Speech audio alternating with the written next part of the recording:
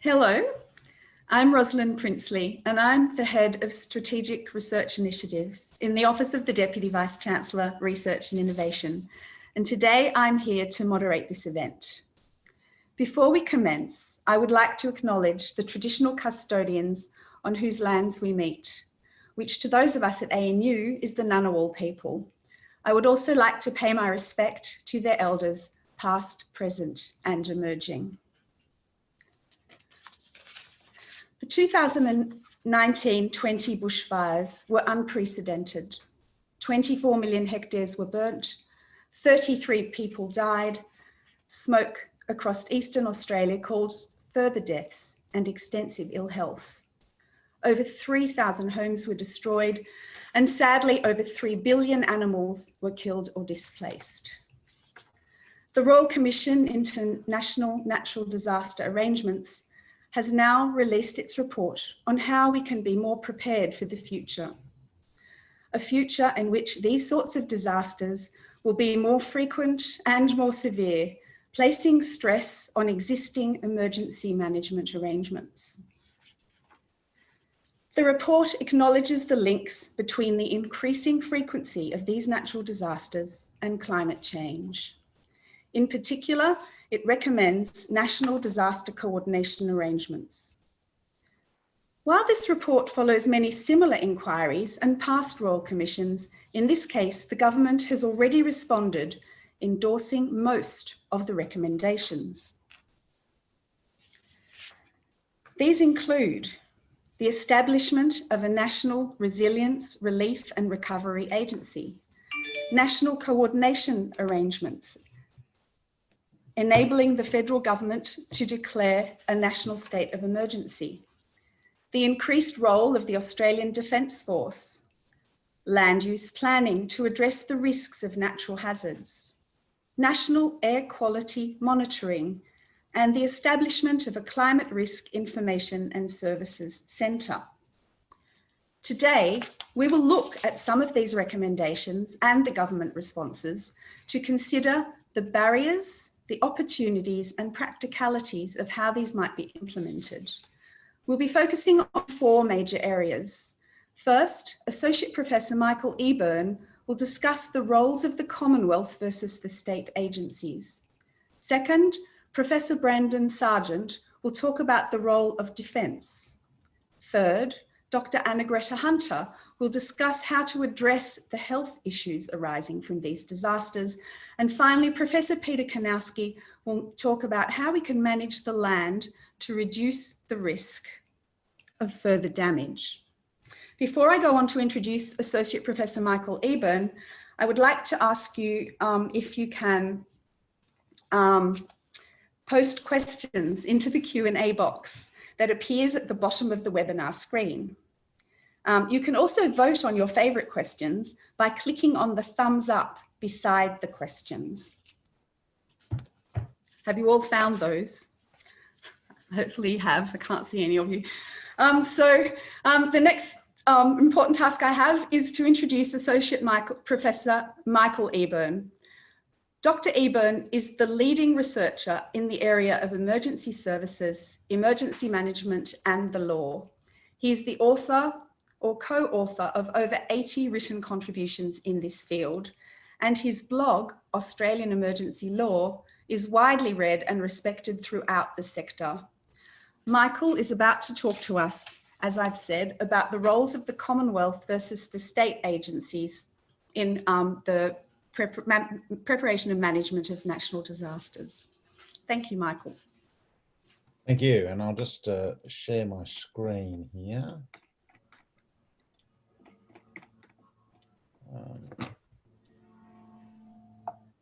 Right. The theme is implementing the recommendations of the Royal Commission and some of the limitations that the Commonwealth will have in implementing them. The Royal Commission made 80 recommendations, of which about 55 were directed to the federal government, which is not surprising given that it was initially set up as a federal Royal Commission. The various states issued letters patent making it effectively a national inquiry because it was authorised by the states as well. But its original setup was by the federal government looking at the national and therefore the federal government responsibility. So not surprising that most of the recommendations were directed to the federal government rather than the states. What's important to recall is that the federal government in Australia is a government of limited authority. It's not open to the federal government to legislate on anything it wants. The legislative power of the Commonwealth is set out in the Australian Constitution, and in particular in section 51, which starts by saying, words to the effect of the Commonwealth has the power to make laws with respect to, and then lists a whole lot of subject areas. So if the Commonwealth wants to pass legislation, it has to be able to point to one of those subject areas to be able to say, this is legislation about the particular subject matter. The conventional wisdom has been that because natural disasters aren't listed in section 51, that this is not an area of Commonwealth responsibility. But of course, all the areas in which the Commonwealth operates are affected by natural disasters as our own individuals, as our states.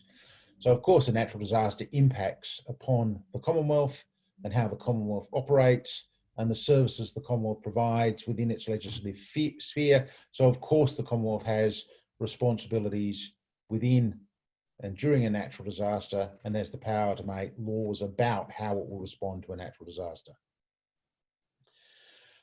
So without going through the Royal Commission's recommendations in detail, but noting that there were 55 of them directed to the Commonwealth, the question is, how or can the Commonwealth implement them? Well, recommendations that fall squarely within the Commonwealth areas of responsibility are no problem. Of course, they are recommendations that the Commonwealth has the legislative and legal authority to make laws about and to regulate. So, for example, there was a recommendation about the public safety mobile broadband capacity. Well, under section 51.5, the Australian Commonwealth, the federal government has the power to make laws with respect to telecommunications, posts, that sort of thing. So the public safety mobile broadband, very much within their responsibility, very much something they can regulate. Increased role of the Australian Defence Force. Well, section 51.6, not surprisingly, gives the Commonwealth the power to make laws with respect to defence. And the Australian Defence Force is an asset of the Commonwealth. It's a Commonwealth agency. So of course it's something the Commonwealth can make laws about. But within limits, the Commonwealth has the power to make laws with respect to defence. They can't just give the ADF the power to do anything it wants and call it a defence power or an exercise of the defence power. There are limits on what the defence power means. They may not be easily articulated, and the conventional line is they expand and contract. What you can do and call it part of the defence power during a war is much grander or greater than what you might do in peacetime. But fundamentally, the Commonwealth owns the ADF, so the Commonwealth can set out what the ADF does and how it operates. Again, not a particular problem, but it's something we will come back to shortly. And of course, I don't want to tread on Professor Sargeant, who's going to talk about the ADF. Employment for protection of volunteers, Commonwealth make laws with respect to industrial relations and various other matters. Commonwealth has a corporations is the other clause there. The Commonwealth has a very extensive role in labour law. The Fair Work Act is an act of the Commonwealth. So again, these are matters well within Commonwealth responsibility, and the Commonwealth adopting and implementing the recommendations of the Royal Commission in those sorts of areas will cause no particular issue. Other relevant powers, the incidental power, which says words to the effect of the Commonwealth can make laws about things incidental to all the other things listed in section 51, and the executive power of the Commonwealth. Section 61 of the Australian Constitution says words to the effect that the executive power of the Commonwealth is vested in the Queen, exercised by her representative in Australia, the Governor-General. Now, what the executive power of the Commonwealth really means is complex, hard to define, the subject of a lot of academic debate. We won't go through that here. But what it does mean, those two powers together, is that there are lots of things the Commonwealth can do that don't require a specific head of power. They're just about being the government and running the mechanism of the government. So things like national coordination arrangements if what we mean by that is arrangements for the Commonwealth to coordinate itself, enabling the federal government to declare a state of national emergency in broad terms without yet knowing what that means, are all things the Commonwealth can do just because it's an entity that has to be able to do things. So the Commonwealth provides lots of services, it runs lots of departments. During a national disaster, it will want to coordinate those things. So it's incidental to all its other powers that the Commonwealth can create mechanisms to manage how it will respond in a disaster, which could include declaring a national state of emergency. So the Commonwealth can clearly make a law that says in a particular circumstance, the Prime Minister or the Governor-General or the head of EMA, whoever they want to nominate, can declare a national state of emergency. And once that's declared, it will have this meaning for agencies within the federal government. You know, all governments will step up, however they want to organise that. That's clearly within Commonwealth power, just as its own internal management. So again, no great drama there. So what we're talking about here is the Commonwealth implementing the recommendations directed to the Commonwealth about how the Commonwealth manages its own business as usual. How are they going to deliver social security? How are they going to make sure the telephones still work? Those sorts of things, very much within the Commonwealth sphere. And the Commonwealth can do pretty much what it likes in those fields. The more complex and complicated issue, and the one that I suggest poses perhaps some risk and some complication, is when the Commonwealth starts trying to move into areas traditionally the responsibility of the states. The Constitution, according to the High Court of Australia, there's this concept called the Melbourne Corporation Principle, named after the case, the Lord Mayor, the councillors and citizens of the City of Melbourne, shorthand, the Melbourne Corporation, against the Commonwealth. And there was a case decided in 1947. It was about banking, but that's not important, what it was actually about. It's what the principles that came out of it were. And in that case, His Honour, the Chief Justice, said, the Constitution is based upon and provides for the continued coexistence of the Commonwealth and the states as separate governments, each independent of the other within its own sphere. His Honour Mr Justice Stark said, neither federal nor state governments may curtail in any substantial manner the exercise of the other's powers or obviously interfere with one another's operations. And to return to His Honour the Chief Justice, the states are not subordinate to the federal parliament or government. We often perceive the Australian political system as being a hierarchy, the Commonwealth, then the states, then local government. And that's not the way it works. The Commonwealth has its own areas of responsibility. The states have theirs. Where there is an overlap and there is inconsistent Commonwealth and state law, then the Commonwealth law prevails. But where there is no overlap and an area is within the state's responsibility, then they are not bound to do what the Commonwealth tells them to do. And they can't obviously bind the Commonwealth either. In their own spheres, they are sovereign. And equally, the states don't exist by virtue of some largesse of the Commonwealth. The Commonwealth can't abolish the state governments. The Commonwealth can't deny that they exist. What that means in terms of some of the discussion of the national coordination arrangements is the Commonwealth can't compel them. The Commonwealth might want to set up, as is one of the recommendations, a facility to take on the national coordination arrangements that are currently, at least in the context of bushfires and floods, undertaken by the Australasian Fire and Emergency Services Authorities Council, or AFAC, through the Commissioner and Chief Officer's Strategic Committee. And the Royal Commission noted the role that AFAC, the National Resource Sharing Centre, the Aviation Centre and the Chief Officers Committee, all of which are part of AFAC, played during the 2019-2020 fire season. And they said they thought it would be better if the Commonwealth took on that role. With respect to the commissioners, it wasn't all clear why it would be better. They didn't really identify if anything went wrong or what would be better. The biggest argument, I think, from the report about why it would be better is it could deal with more emergencies. AFAC is naturally limited to fires, and because the state's emergency services are part of that as well, floods and storms.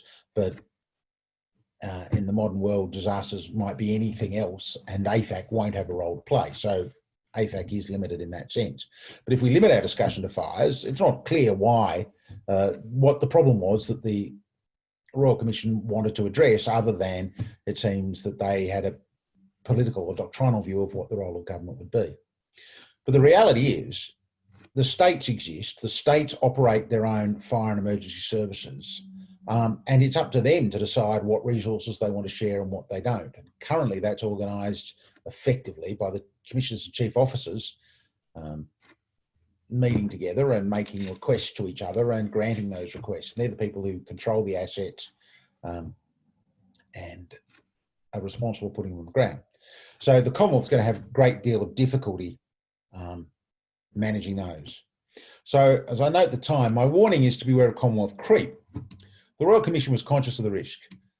They recognised the Melbourne Principle, and they said legislation should define what is a national emergency and not commandeer or direct the states. But we have to be careful of the warning to never waste a good crisis. The Commonwealth may in time seek to overreach that at its risk to establish document. So we have to ask, what is a national emergency? The history of the law would say there are three types of categories, putting aside ones that are completely where the Commonwealth is being impacted. They can clearly declare a national emergency.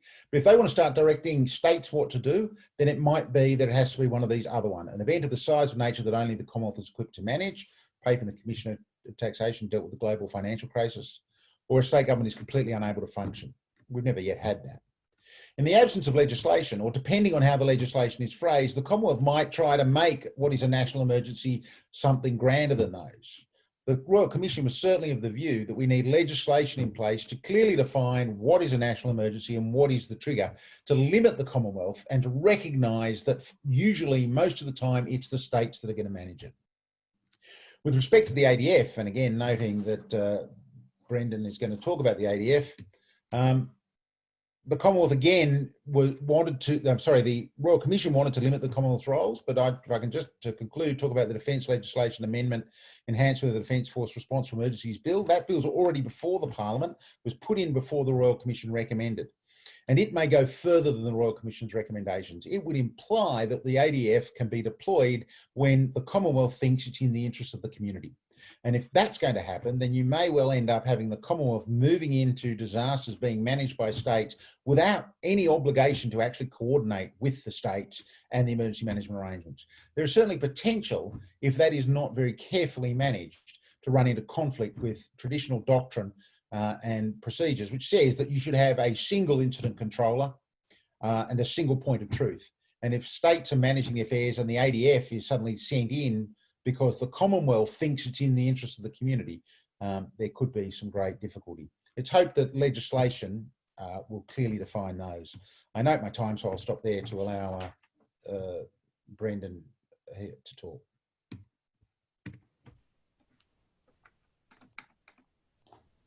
Thank you very much, Michael. I think that would have been a very quick lesson in constitutional law in relation to emergency management for most of our participants here today. I found it very, very educational. Thank you very much. Can everyone please remember, I see we already have 3 questions, that the questions need to be entered in the Q&A box at the bottom of your screen. So I'd now like to introduce Professor Brendan Sargeant. Professor Sargeant's a Professor of Practice in Defence and Strategic Studies at the Coral Bell School of Asia Pacific Affairs at the Australian National University. He's also the head of the Strategic and Defence Studies Centre, at the Coral Bell School. He retired from the Department of Defence in October 2017, where he was the Associate Secretary of Defence from September 2013. He also had many other very senior roles in Defence and was also the principal author of the 2013 Defence White Paper. Brendan's going to talk to us about the role of Defence in emergency management. Thank you, Brendan. Okay, can people see me? Yes. Yeah, okay. Okay, so I think the Royal Commission report is in some ways a visionary document and remarkable for its comprehensiveness and its vision. In reading it, I think the most important statement is made in paragraph 47 of the introduction. And it said, and I quote, "Making the nation more resilient to natural disasters calls for strategic imagination and big country thinking, a national response and national strategic leadership." I think that this sentence needs to act as a reference point as we go forward with the implementation of the report's recommendations. That statement also provides a context for thinking about the many elements that go into constructing the report's strategic vision and the context it establishes for the many elements that need to go towards an effective natural disaster response capability. A number of features of the report stand out and give some context to thinking about the role of defence. The report makes clear a number of features that need to comprise any future resilience and response strategy. They include natural disaster response as a whole of community activity. Response begins before the event occurs and continues after its initial impact has subsided. This has many implications for how communities develop and think about risk and build response capacity. It also has implications for how communities and governments work together. Response engages every part of the Australian community, from individuals affected in terms of their homes and livelihoods, local community and local government capacity, through to state and Commonwealth support and coordination. It must be whole of nation. Different communities and individuals will have different understanding of risk, and the impact and consequences of natural disasters will play out differently depending on local circumstances. The strategic and shared understanding of risk and how that should be manifested in local mitigation is critical for future effective response. The frequency and intensity of natural disasters is likely to increase. The report's bleakest comment was that what we saw last summer is only a glimpse of what is likely to come in the future. Some observations about defence and the challenges that response will create for defence in the future. Australia's defence capability is a national resource which, as the report indicates, has been developed to defend Australia and protect it from external threats. Defence capability over decades has developed in response to external strategic circumstances. As a force, the ADF is optimised to respond to threats that might arise in our immediate strategic environment or further afield. It has not been designed to respond to or manage internal threats except in very specific circumstances. It also embodies a significant national capability that can be used to support national emergencies in the form of natural disasters or other events. It has been deployed often to support civil authorities in this context. These deployments are frequent and range in scale from the very minor deployments to the scale we saw last summer. There's a legitimate expectation by the public that defence resources will be used in these circumstances. I don't think anyone is arguing against this. To suggest in times of crisis that defence resources are not available would be foolish and in some circumstances a breach of public trust. So the question is not whether defence should provide support, but how and to what extent. Defence capability is limited and specialised. Defence, for example, is not a firefighting force. The public's knowledge of defence is limited to the extent that there is a perception that there are more resources available than actually exist. Australia's defence force is actually quite small, and though powerful for its size, is limited in terms of numbers, particularly numbers that can be deployed quickly and easily for natural disasters. That said, defence does have capabilities that are extremely useful in supplementing state and local efforts. These include logistics, transport, aerial surveillance capability, command and control, communications, and so on. The report sets these out. Going forward, I think there are a number of challenges for governments as they consider defence's role in natural disasters. Returning to my opening comments, Making the nation more resilient to natural disasters calls for strategic imagination and big country thinking. So the question is not what defence can do, but what can it do to support a larger national effort that involves the whole community? What is defence's role? The report provides some guidance in this respect. There needs to be improved coordination between defence and state and local authorities. This should be built on the foundation of better knowledge of what defence is, what it is not, and what it is both capable and not capable of. The report notes that where a defence base is located and defence personnel are involved in local disaster management and response planning at the community level, processes for engagement are smoother and defence contribution is more effective. The report has made some recommendations in relation to providing governments with more flexibility in call-outs and in the deployment of defence personnel. This, I think, makes sense in an environment where we are likely to see more natural disasters, including the likelihood of increasing frequency and disasters occurring in parallel. Within defence, there's been some work towards developing more focused response capability, particularly in the use of the reserves. This is an area in which I think there will be a lot of attention. The reserves provide the potential response capability using people embedded in their communities. There is a larger strategic policy question. The report notes that we are likely to see natural disasters of increasing scale and frequency. The report's call for the development and coordination of long-term national strategic policy directed at making Australia resilient to national disasters reflects this understanding. It is therefore likely that we're going to see defence called out more frequently in the future to provide part of the national response capability. This is a significant change which has been foreshadowed in the recent 2020 Defence Strategic Update. And this is likely to have some influence on the development of future capability. The question for policy will be the extent to which this is achieved at the cost of capabilities designed to support defence's primary role, which is the defence of Australia. The second major issue will be the reality that Australia is likely to experience more natural disasters, but so is the region within which we live. Australia has always provided disaster relief to countries in our region when major natural disasters occur. This has been a significant role for the ADF in recent decades and has been one of Australia's major contributions to regional strategic stability and security, and an expression of Australia's regional leadership and its status as a regional security provider.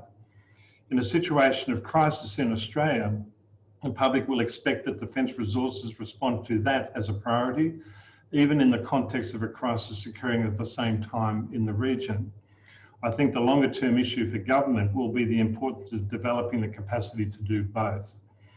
To not, particularly in our region and near region, would be a significant abrogation of regional leadership. It is easier to say that defence is under-resourced because of the potential risk that defence seeks to mitigate is in many ways unlimited.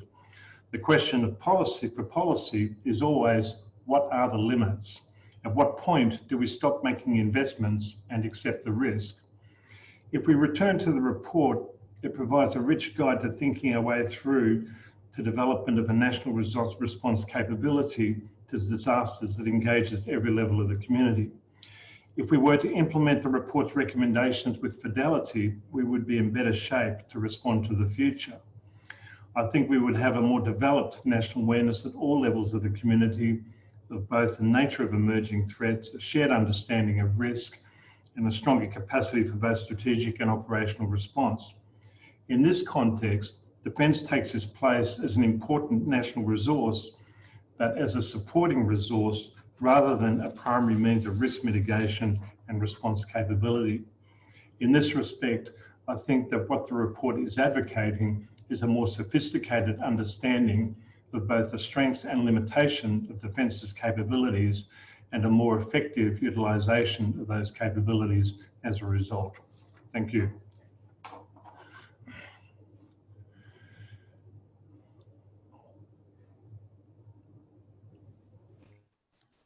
Thank you very much, Brendan. I don't think too many people know how big our Defence Force is, aside from people that are very closely associated with Defence. And so I think that gives people a lot of food for thought, and I'm sure you'll get some questions. So thank you very much for that introduction and that good coverage of the topic. I'd now like to introduce Dr. Arnagretta Hunter. Arnagretta is a physician and cardiologist. She has a strong focus on patient-centered care with a preventative medicine focus. Her research interests in health and public policy development, and particularly in the influence of public policy approaches to health outcome. Arnagretta is passionate about the social determinants of health, and interestingly completed a Bachelor of Arts in International Relations before embarking upon medicine at the University of Sydney. Arnagretta is going to talk to us today about how we can address and manage the health issues associated with natural disasters. Thank you, Arnagretta. Thank you for that introduction, and thank you for Michael and Brendan, two fantastic talks so far, giving us a lot of food for thought. I'm going to discuss a little bit about the health impacts of both the Black Summer that we experienced last year, but also, I guess, the health impacts more broadly of national disasters. And I'm going to express some of my optimism that comes from the Royal Commission report, which I think is quite an extraordinary document. We'll start just by thinking about what the health impacts of national disasters might be. There's a lot of overlap with the health impacts of climate change. And I think one of the most important points to make is the heterogeneous nature of the impacts. So the World Health Organization stated that climate change is one of the greatest global challenges that we face in the 21st century. But what does that mean in practice? How do we actually see this manifest itself? What does climate change do to our health?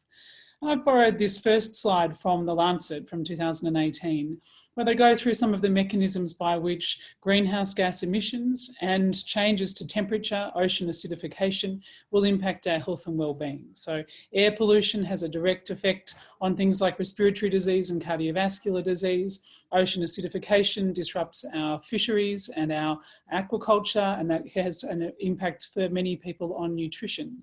But events like heat waves, floods, drought and fire sit in the centre of the health impacts of climate change. And so through these natural disasters, which we see quite significant health impacts from both cardiovascular disease and respiratory disease, from endocrine phenomena, immune phenomena, and from quite a profound burden of mental health change related to these sorts of events.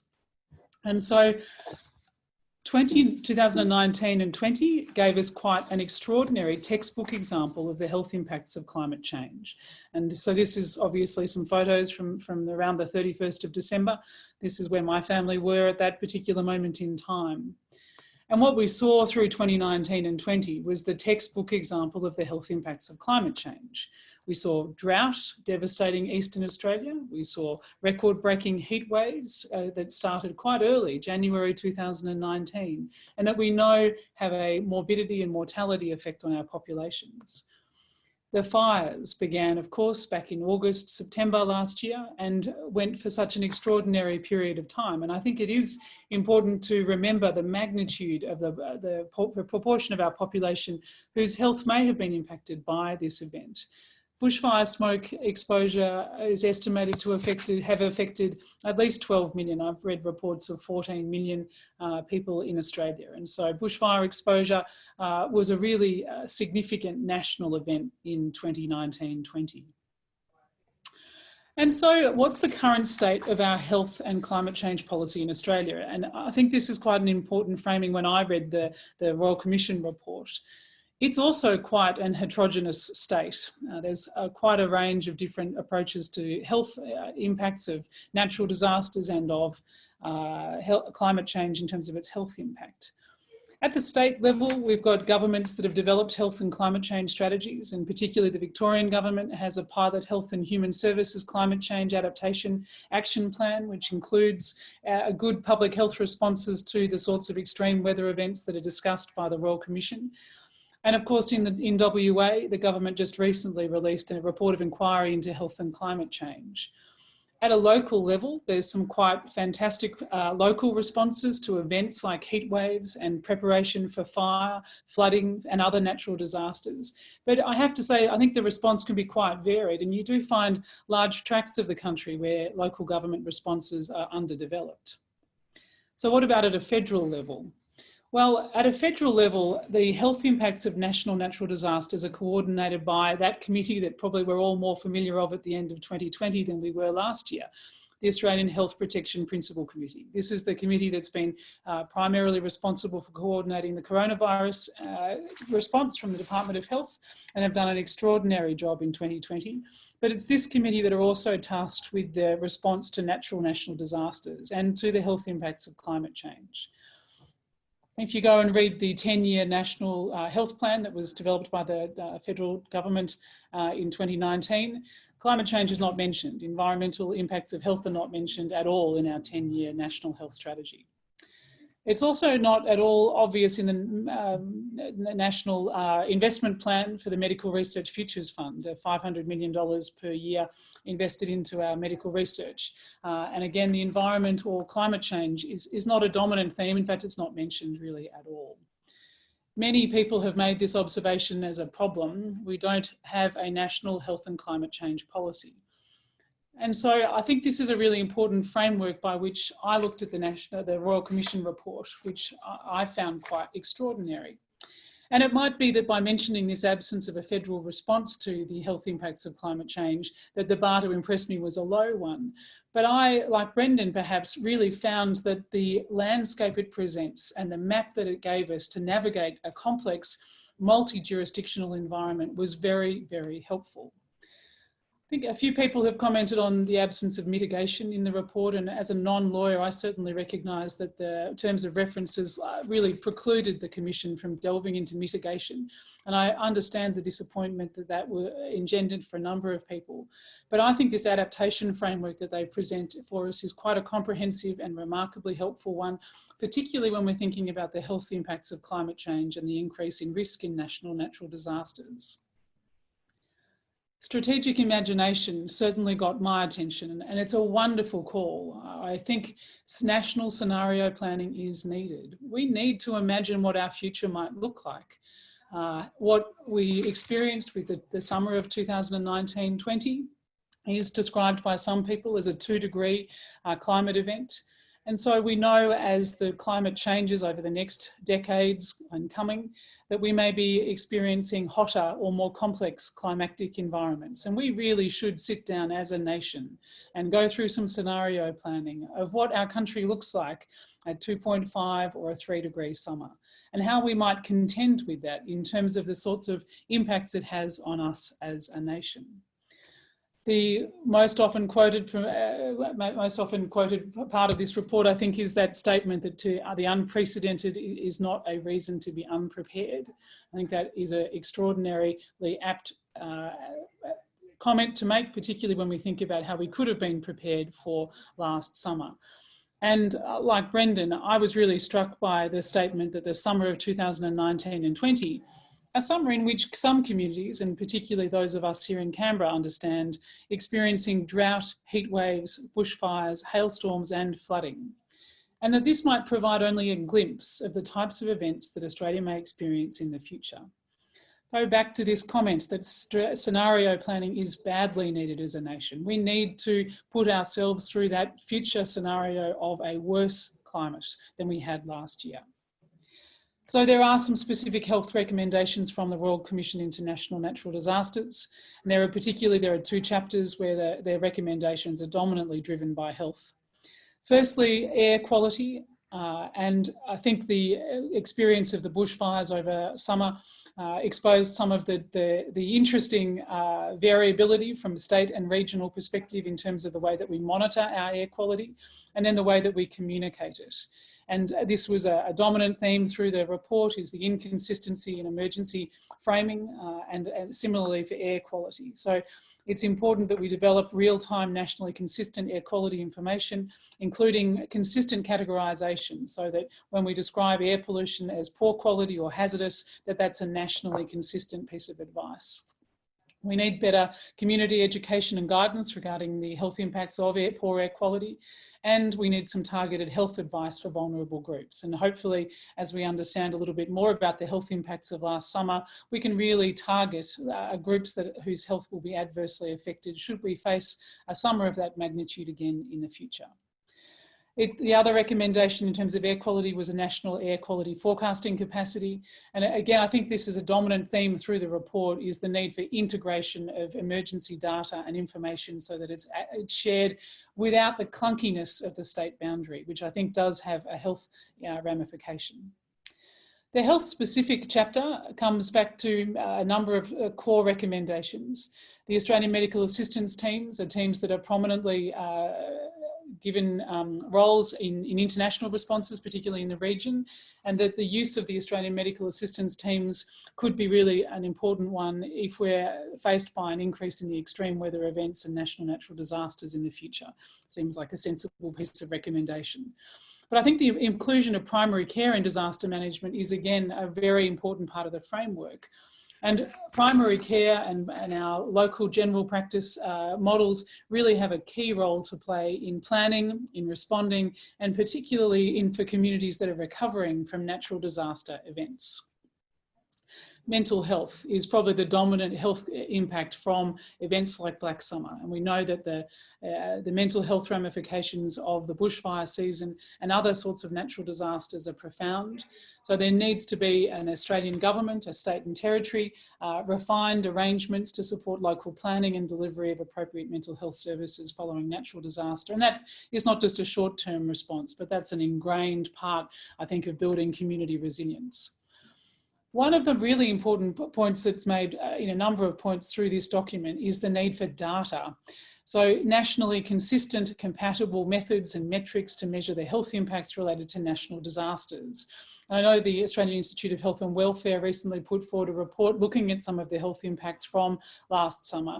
And it was great to see that out into the environment.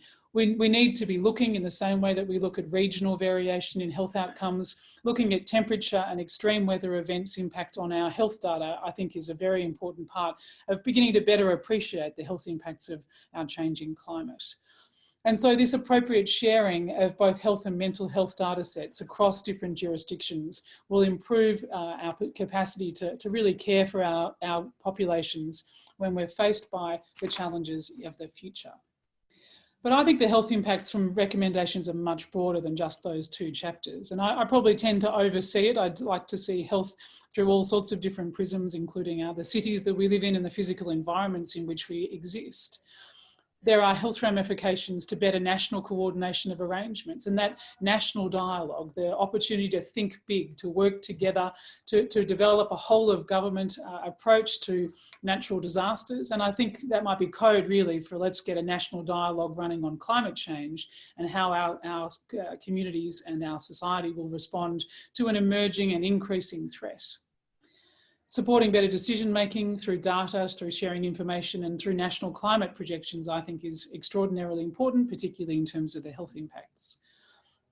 Building this national emergency response capability, things like communication. So having spoken to a number of health practitioners who are working on the South Coast over the period where the mobile phone network went down, that clearly has an impact on the capacity to deliver adequate health services in a local, in the middle of a disaster.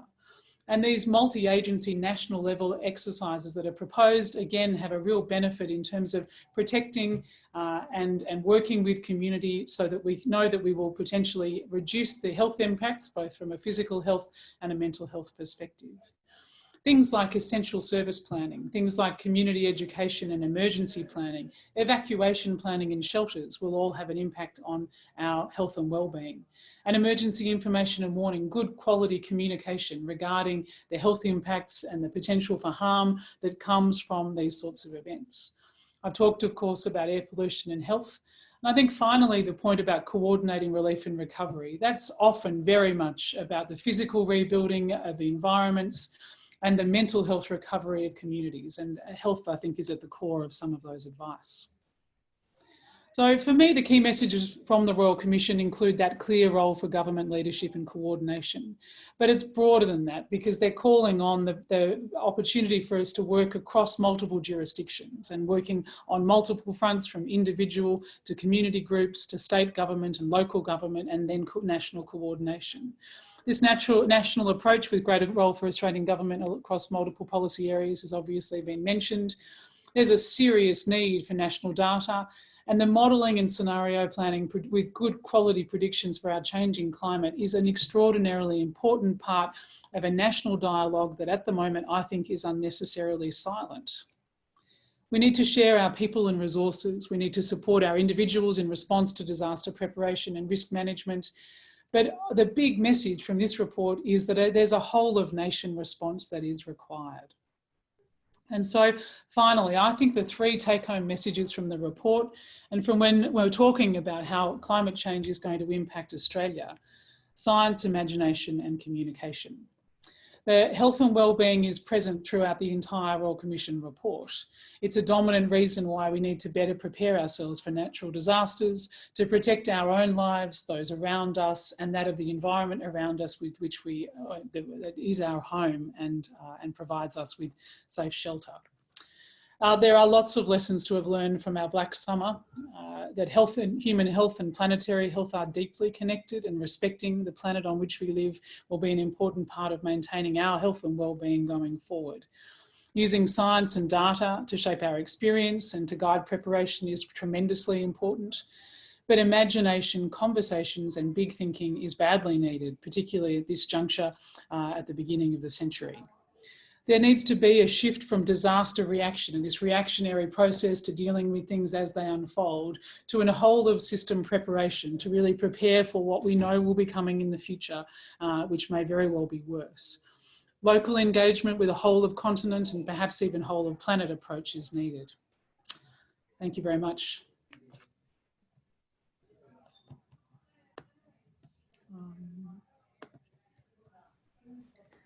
Thank you very much, Arnagretta. Some really wise words there, and thank you very much for your summary about how the report does reflect health, the health of the nation, but what we have to do to actually make something happen positively in these areas. I'd just like to remind people to put their questions into the Q&A. And also to vote on the questions that they think are really good, so that when we get to the question time after our next speaker, then we'll have lots of really meaty questions for the panel to respond to. I'd now like to introduce Professor Peter Kanowski. Peter is a Professor of Forestry in the Fenner School of Environment and Society. He's had a huge amount of experience in forestry, land management, environmental management. And Peter was a Schlick medalist at the ANU, where he completed his honours degree in forestry and then a Rhodes Scholar at Oxford University. He's since worked at Oxford University. He's worked as a professor and head of school in the ANU, and he also spent 2 years as Deputy Director General at the Centre for International Forestry Research. I'd like to introduce Peter, who's going to talk to us how we can manage the land to reduce risk, particularly with bushfires. Thank you, Peter.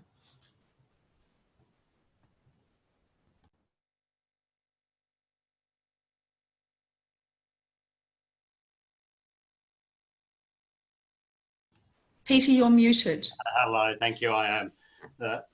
So let me start again and say hello and thank you, Ros, and begin by also acknowledging the traditional owners of the countries on which we're meeting and pay my respect to their elders past and present.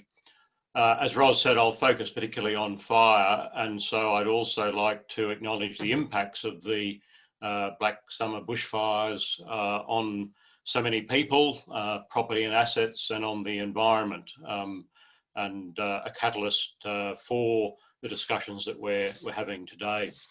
I'll share my screen and speak to some slides. I've got the traditional warning from Zoom that my internet connection's unstable, so I may also turn off my video at some point. And as those of you who've participated in Zoom webinars know, It's not a particularly interactive form of communication, but it's nice to see many colleagues from Canberra and around the country in the participant list, and to everybody who's here, welcome and thank you for joining us. So, of course, there are some important historical contexts. I was a member of the previous national inquiry into bushfires in 2003-04, and that inquiry characterised the cycle of response to bushfires was our focus, but we could see it in relation to natural disasters more generally, in which some natural disasters followed by an inquiry that makes recommendations, perhaps by other inquiries. Some of those recommendations are accepted, others not, and the sort of cycle repeats itself. And as Arnagretta just commented, perhaps it might be repeating itself more quickly as we move into a more climate change future. The Royal Commission noted that there have been 140 inquiries into natural disasters, many of those bushfires, since 1927 in Australia.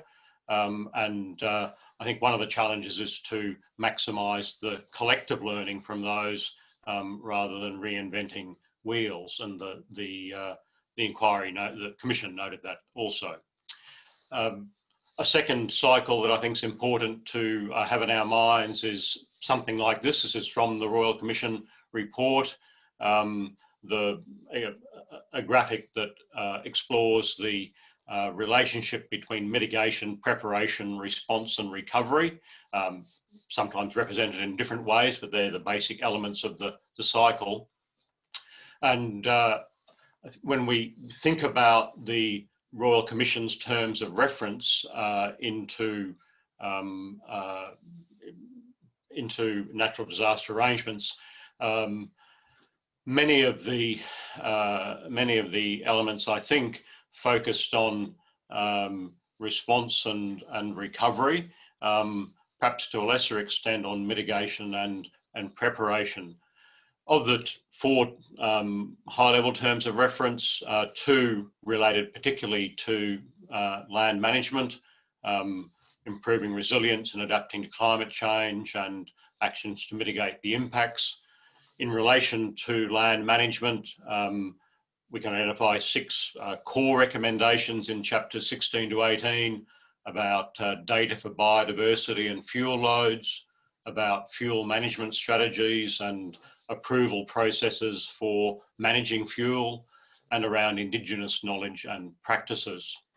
And there are another four recommendations that we might think of as related to land management, chapters 9 and 19 around aerial firefighting and land use planning. So one might say, in this case, Peter Kanowski might say, that the terms of reference for this Royal Commission were largely focused, as the title makes explicit, on arrangements, particularly between the national and state governments. And in many senses, I think land management was largely peripheral to the Commission's focus. In terms of the recommendations that it made related to land management or directly related to land management, one might say that the recommendations about biodiversity and fuel load data are sensible. There was a significant commentary on fuel management. I think it was suitably nuanced, noting arguments for and against particular forms of fuel management, and noting in particular something that was very evident in the Black Summer fires, but has also been evident in other extreme fire events such as the 2003 Canberra fires, the interaction of extreme weather and fire behaviour. There was welcome recognition, from my perspective, of the value of Indigenous knowledge, the encouragement of partnerships between traditional owners and public land management agencies and others to incorporate Indigenous knowledge into land management.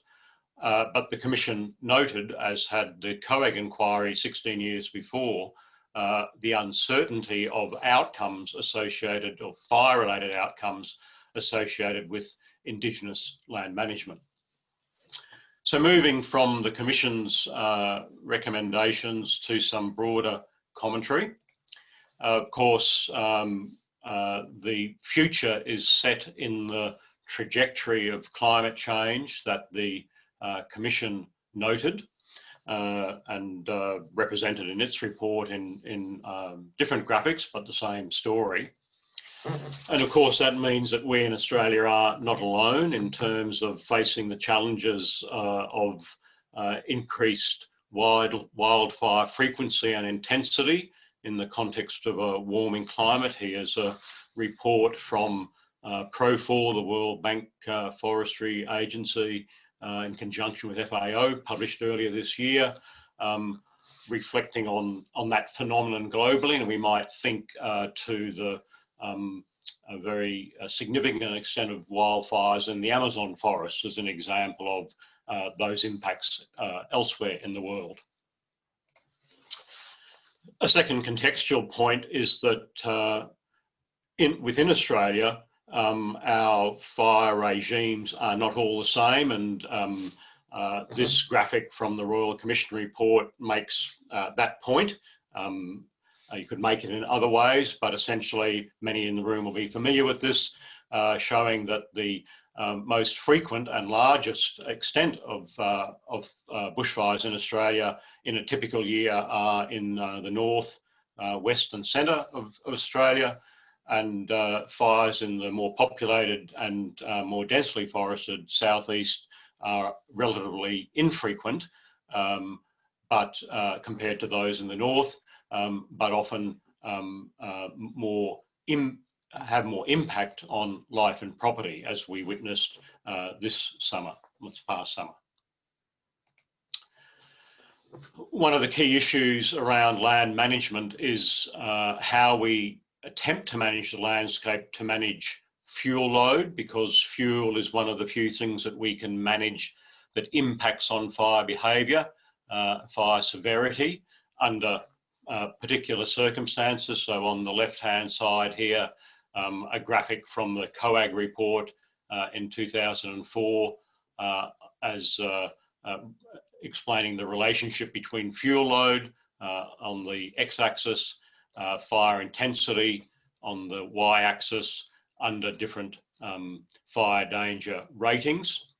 And one message to take from this that is also made in the Royal Commission report is that when we're in extreme fire danger conditions, as we were in much of the Black Summer, that even at very modest fuel loads, our capacity to suppress fires is very limited. On the right-hand side, a graphic from the Royal Commission report reminding us that as Australia's climate becomes warmer, and in southern Australia generally drier, so we have an increase in the number of fire danger days at any particular level, and an increase in the intensity level of fire danger days. Many people in the room would be familiar with the debate about fuel reduction burning, often called prescribed burning. This is a graphic from a recent book published by the Fire Authorities Council. And in that book, one of its authors, Adam Leasley, characterises competing perspectives on the broad-scale fuel reduction that prescribed burning seeks to achieve. It's generally our only way of achieving broad-scale fuel reduction. He characterises three different perspectives, and I've just taken his words here. One from a forestry perspective, as Rosalind mentioned, I'm Professor of Forestry, and the forestry profession has advocated frequent, broad-scale, low-intensity use of prescribed fire as a land management tool, to oversimplify. A conservation perspective in which those particularly concerned with biodiversity conservation have focused on ecologically driven fire regimes and the limited use of prescribed fire in the context of its impacts on ecological values.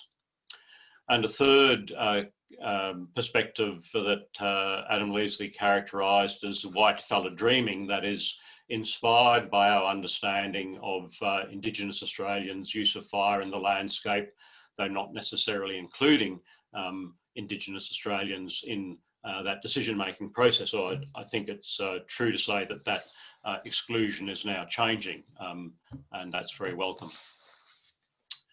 So if I was to try to summarise the arguments around fuel reduction burning in simple terms, it would be that I think there's general recognition, as the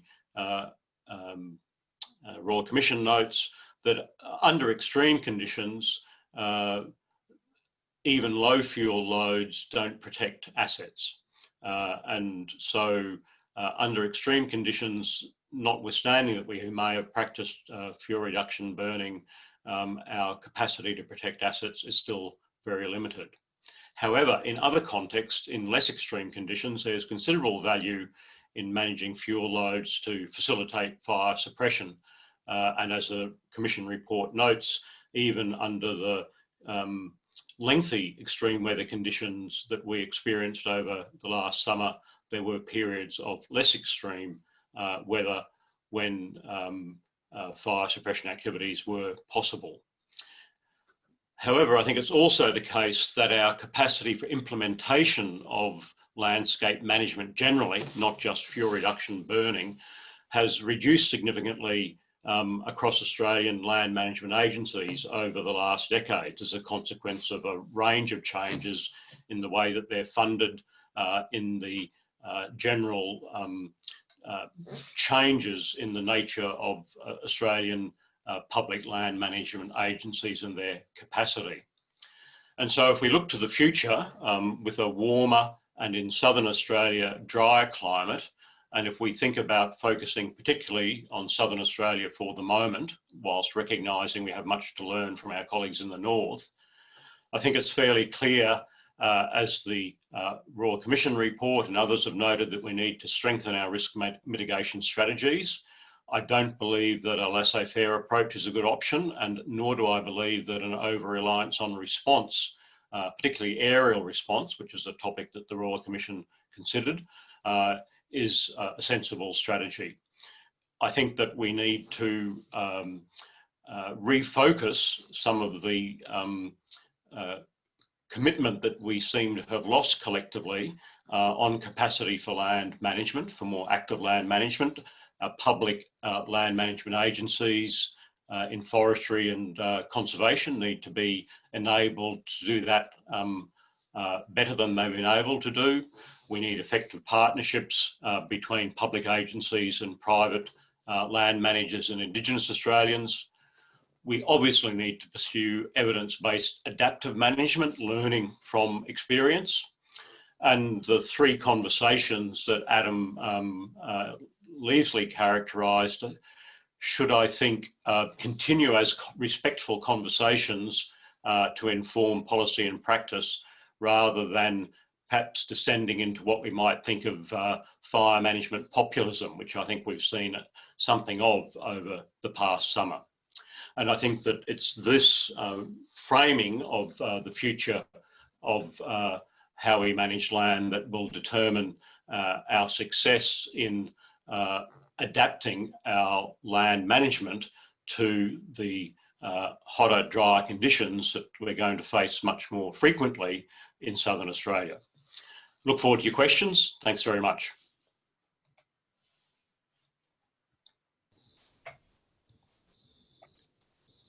Thank you very much, Peter. So we do have quite a few questions here. People are welcome to ask more as we go through this session on answering questions. I guess while I'm looking for the best questions to start off with, I have a question for Michael, and perhaps other people might also like to respond. Michael, you said that national coordination arrangements can only be compelled by tying them to funding. I have experienced that myself in the past, but I'm just wondering to the extent to which you think this is really true in this case, given the government response to the Royal Commission. And I'm just wondering if other people also have views on how we can make sure that these national coordination arrangements are both enforced but also achieve their goals without relying only on tying them to funding. What else can we do? What else is going to be done? There's a throwaway line there on that slide. I had in mind something like the Stafford Act in the United States, where if a state wants federal assistance, they actually have to approach the federal government, ask the president to declare it as a national disaster. And with that declaration comes various benefits, but also various costs. So you could have a system, and it's been brought to my attention that the bill, in fact, for declaring a national emergency has in fact passed through Parliament, and it doesn't have those sorts of provisions. But you could have a system where it says, sure, we'll declare a national disaster and we'll pay you disaster relief funding, but if we're going to do that, then you have to do this, and that would be a way to compel it. Equally, of course, the Commonwealth can make grants to states subject to terms, so they could say, we'll help fund some emergency systems, but one of the conditions is you do this. So again, it was a bit of perhaps a bit of a throwaway line, but it's certainly one way that the Commonwealth can buy power that it doesn't otherwise have. Okay, thank you. Does anyone else on the panel wish to respond to that question or have a comment? I think no. Okay, so the first question I have on my list here, which has got quite a lot of support from the audience, is from an anonymous attendee. And they've said, in my experience of the public service, strategic imagination is invariably trumped by short-term political expediency and the 24-hour news cycle. Even the Royal Commission report is principally a response to a known concrete problem, not a vision for the future. What structural changes to our political system are needed to allow longer-term strategic thinking to emerge? Do I have any takers for that one? Yes, Brendan, thank you. I think that's a perennial challenge of government, not just here, but across the world. The political system will respond to what is, in its view, most urgent at the time. And part of the process of political debate is deciding what is important and what's less important. I think that if you're in a position of advice as a public servant or in academia or in the community, part of your role is to, I suppose, seek to influence the political process through the advice that you give and the perspectives that you bring, particularly longer-term perspectives. For public servants, I think that there is a role. Michael Thorley, when he was Secretary of PMC, said that public servants were in part custodians of the longer term and the corporate memory. I think there's a role in bringing that forward. And then I think with any smart advisor, no matter where they're located, in government or elsewhere, will seek opportunities to reframe the debate and present a more strategic view. So I think that the Royal Commission report, if we read it carefully and take it seriously, particularly its comments about strategic imagination, in my view, is a strategic intervention that has the potential to reframe the debate and to mobilise thinking in a different direction. And I think that any political process, requires the engagement of all of us to do that. Otherwise, politicians will respond to what is driving them at the moment. I think the role of this sort of discussion, for example, is to try and broaden the discussion rather than allow it to be narrowed by the demands of the moment. Thank you very much. Would any other panel member like to respond? Hang on, it says I'm muted. Can people hear me? It says I'm muted, but I'm not muted. Sorry, any other panel member like to respond to that question? Thank you very much, Brendan. That was a very helpful response. I'm probably going to say the same sorts of things that Brendan has just said, but look, I agree completely. I think it's engendered upon all of us who are present here today to make sure that this longer term view is not lost. If we make our climate change decisions on the basis of our 24-hour news cycle, then the health impacts will be dire, not just for our generation, but for those coming afterwards. And so we need to change our strategic thinking as a nation towards a longer term view, and that's part of the work that I think all of us are doing.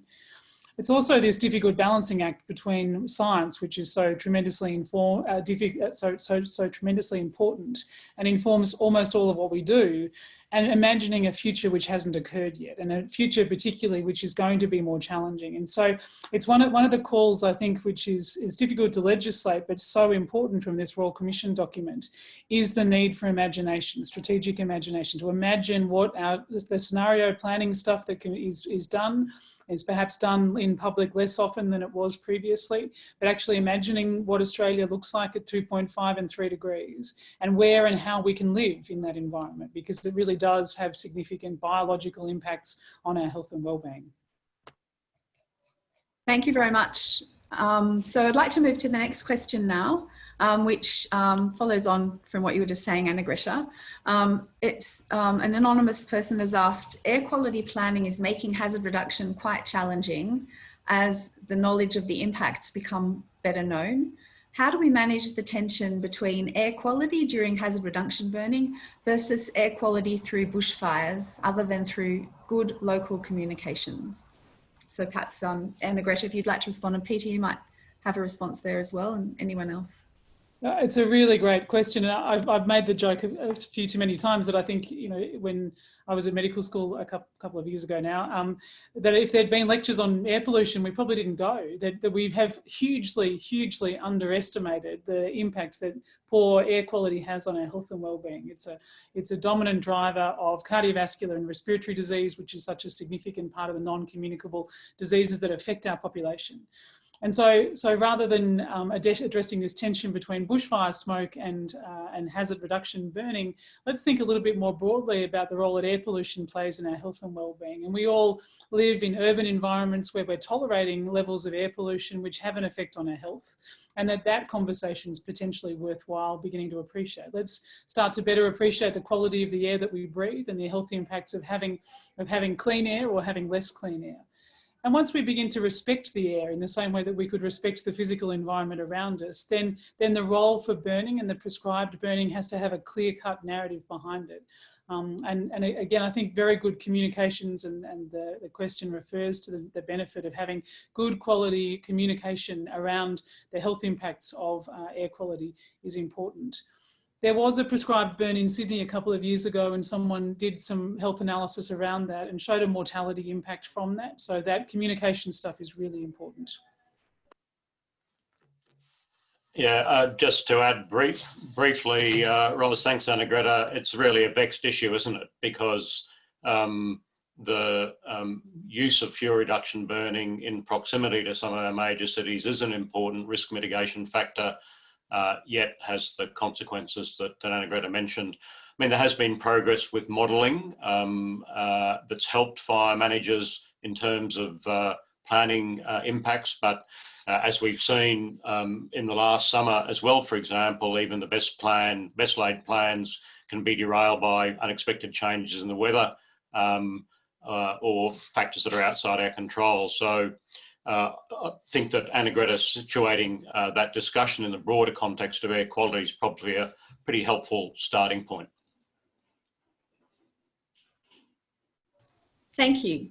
So now I have a couple of questions specifically about defence, so specifically for Brendan. Oh, my screen's moving the questions around as I'm reading them. Brendan, I have a question from Tony Bartlett, who I know has been involved with fighting fires throughout his career. And he's said the 2019-20 bushfires showed that states and territories just really had insufficient firefighting personnel, even with sharing across jurisdictions, to deal with such a large number of very large forest-based bushfires. surely there's a role for fit, permanent and reserve ADF personnel to provide assistance with on-ground firefighting, just as they previously did in the 1980s. And this is followed by a question from Rachel Gregson, which is very much related, which is, do you think we'll see the ADF undertaking more training exercises along state emergency services to better prepare for emergency responses? So I guess the question is there a role for fit, permanent and reserve ADF personnel to provide assistance with on-ground firefighting, and will they be training alongside the state emergency services? Look, I think there is a role. I mean, the call-out deployment last summer was, I think, the biggest that Australia's done in terms of call-out of the reserves.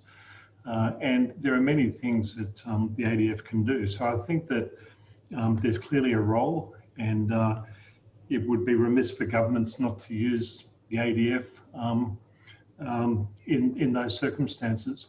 I think the real issue is, what is the ADF best equipped to do? And it may be that in some circumstances, firefighting might be appropriate, but once again, the ADF is not trained for firefighting. It has some firefighting capabilities, but the Royal Commission report discusses that, and that's narrow. So if you want to build that capability in the ADF, I think the first question is whether it is the best place to build it, or whether you want to build it elsewhere. So I think that's and then really use the ADF for things which it is much better equipped to do. So I don't preclude anything. I think these are all decisions for government. And my argument would be that they should be decisions that are taken in context of a broader national strategy that maximises the use of the whole community's resources. And I think that, yes, we will see more exercises and coordination. I think from my own experience when I was in the department, but also from the Commissioner's report, one of the most important things that you can do is to exercise, to build habits of cooperation, to understand how systems work, so that when there is an emergency or a crisis, you're not learning the system as well as trying to operate the system. So I think there'll be more of that, and there should be more of that. Thank you for some wise words from a very experienced man from Defence. So I'd like to now move to a flood question. We've talked a lot about fires, and we have a question from Graham Davis in Queensland, where I understand there are currently quite severe floods as we speak. In fact, he's asked Dr. Hunter, right now a 2.66 metre tide is pushing seawater up through drains and flooding and closing streets just 500 metres from my Scarborough, Queensland home. Yesterday, children were playing in the flood, but what was in the water? Are there any health dangers?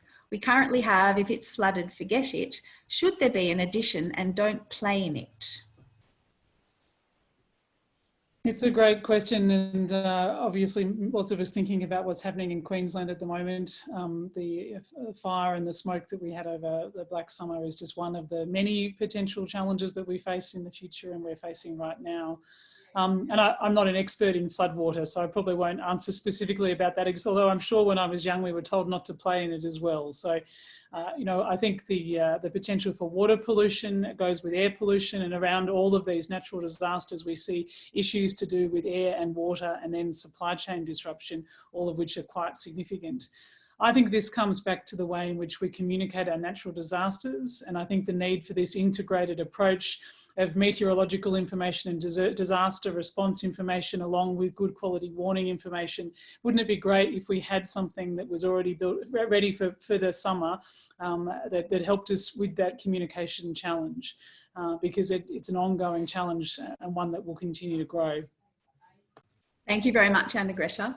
And I have a question from Stephen Dovers, who maybe could even help provide an answer to this question if no one else can. So are there past or current analogous national policy settings in other sectors that could inform what would work better for national coordination re disasters? And perhaps Michael, would you like to start with that one? Not when it's come from Stephen Dovers. I'd go and ask him. He's the policy wonk in the field. I'm trying to think of, I mean, my focus has been in this sector. So, okay, perhaps Brendan might have a response. I'm just trying to think of who's got most experience in this area.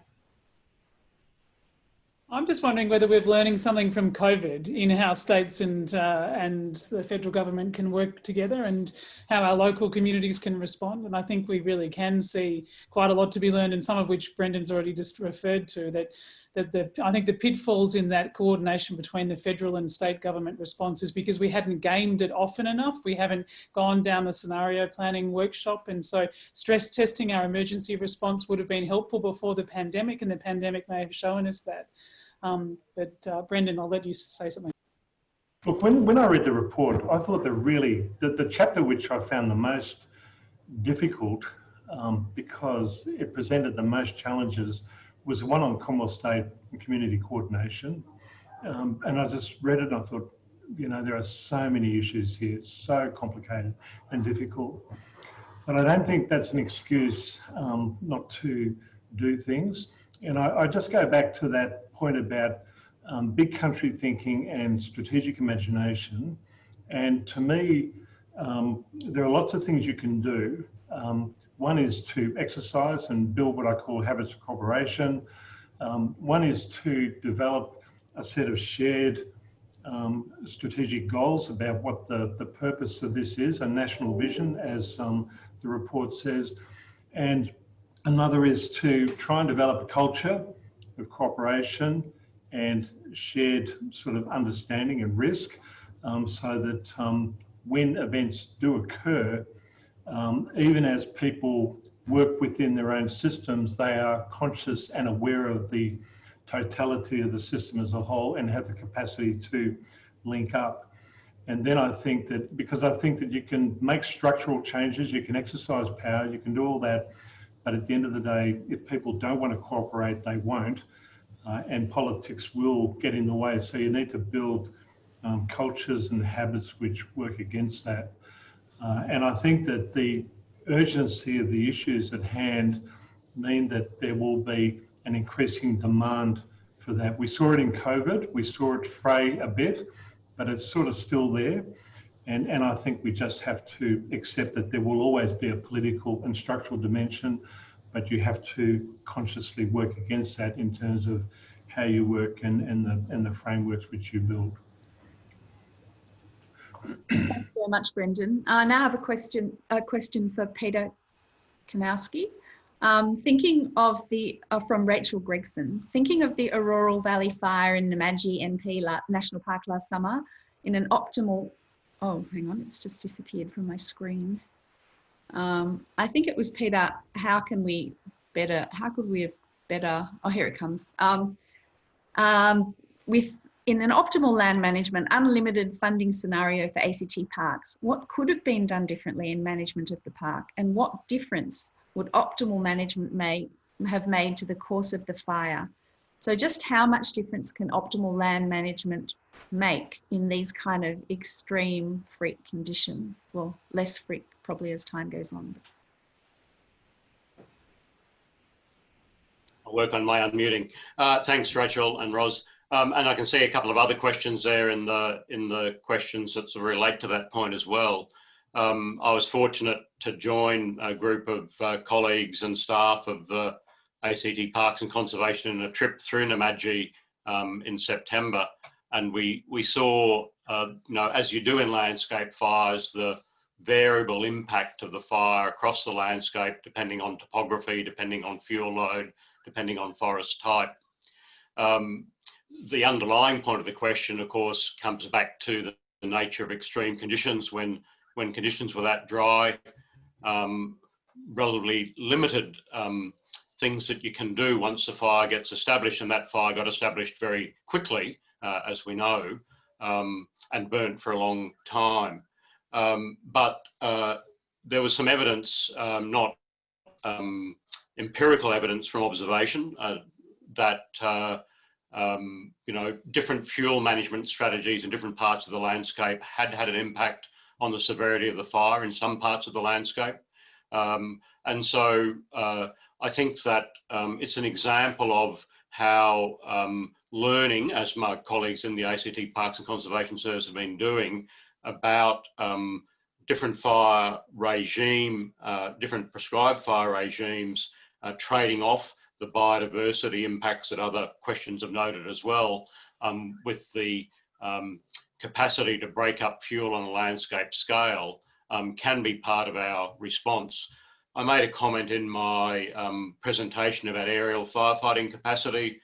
I'm worried that we're coming to, politically at least, over-rely on that. There's a question about populism in the chat. I'd say that the sort of militarization of firefighting that we've inheriting a bit from the US, and the use of large, sort of expensive aircraft, that's an example of what I think of as a sort of populist response that plays well in the media, but isn't necessarily particularly effective in our fire response. And so, to come back to the original question, I'm not sure that too much more investment in aerial firefighting resources might have made much difference there. But taking Auroral as an example, being able to implement land management practices across more of the landscape pre the fire might have helped mitigate impacts that we saw across southern Australia. I'll stop there, Roz. More to talk Thanks about. very much, Peter. I always thought it would have been good if that helicopter had had some good fire extinguishing capability itself, the one that started the fire, and would have been a good start. Anyway, I've got a question from Dominique Hogan Doran. What about the state's response? Have they responded to the Royal Commission report? I know there have been a couple of responses. And the accountability and assurance arrangements. Who is going to stop us having to endure Groundhog Day with inquiry after inquiry? Arnagretta, did you want to respond to that first? I think that's a really important point, particularly the 140 previous reports that have been made into these sorts of concerns on a national or on a regional level. What is it that's going to prevent us from needing to do this again after the next summer experience in 5 or 10 years' time? And so I think that really is engendered upon all of us to really think deeply about what we can do to prevent the need to reinvent this wheel again in the future, and to really take on board the solid set of recommendations from this Royal Commission document and move it forward. And so, I don't know how we do that. Michael, you put your hand up. You can tell us how to fix it. I don't think we can ever going to stop us having to endure it again and again. I think it's part of the political response to these things, because every disasters are disasters because they reveal a vulnerability.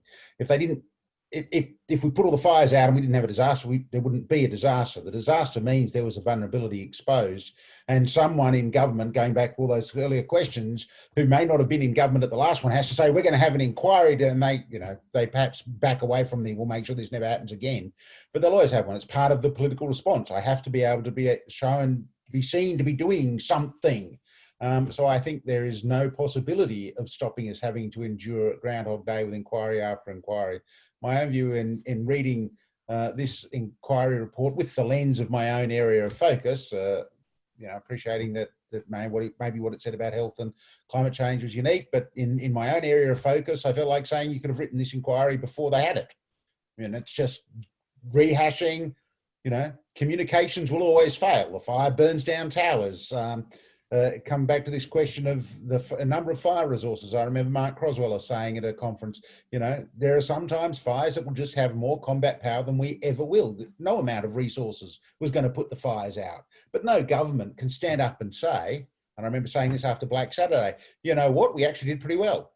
33 people died in these fires. It was a tragedy. 170 died in Black Saturday. Can any government stand up and go, gee, we did much better? That's just not tolerable. And so we always have to have an inquiry, because these things always have to be a failure and a fault. And governments have to find some way of saying it's not our fault. And that goes back to those structural things. So I don't think there's any possibility of avoiding this in the future. I don't familiar with the state's responses, but I think it was interesting that particularly in this Royal Commission report onto where they talked about national coordination, they recognised that the New South Wales report specifically made a recommendation that they don't do that. That's the focus of the inquiry. One was a federal inquiry, one was a state inquiry. It's always, will always be an imperfect balance of competing political interests and competing interests. We're never going to avoid it. We're never going to not have fires. We're never going to not have floods, and we're never going to not have inquiries after them. Thank you. So we're getting very close to our closing time. I have been asked to remind you, hang on one second, that there are these series of workshops coming up in 2021, which you can join to further discuss all of these issues. And if you would like to be kept informed about the workshops, please can you email drsi@anu.edu.au. That's Disaster Risk Science Institute, drsi@anu.edu.au. I'd like to finish by reminding everyone of Arnagretta's point that human health and planetary health are deeply connected, and we should not forget this in the way that we carry out the and implement the recommendations of the report. And I'd like to thank all of our speakers for extremely information-full and thoughtful and helpful presentations on these topics. And I'd also like to thank the Climate Change Institute and Disaster Risk Institute and all the people involved for organising this event. So thank you very much, and I hope you all learnt a lot, and I hope you join the series of workshops next year. Bye-bye. Thank you. Bye. Thanks, everyone. Cheers. Oh yeah, and thank you for all the questions. Bye. Okay.